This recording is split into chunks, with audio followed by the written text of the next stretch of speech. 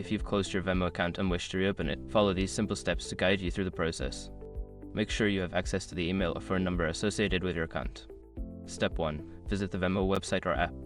Open your web browser and go to the Venmo website or launch the Venmo app on your mobile device. Ensure you are connected to the internet. Step 2. Log into your account.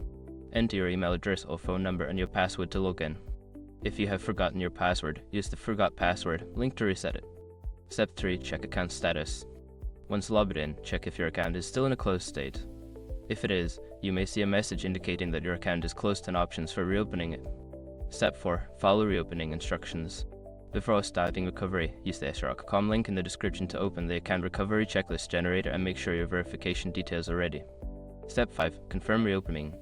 After completing the necessary steps, you should receive a confirmation that your account has been reopened. Log back into it to ensure everything is functioning correctly. If you encounter any issues during this process, consider reaching out to Venmo's customer support for assistance.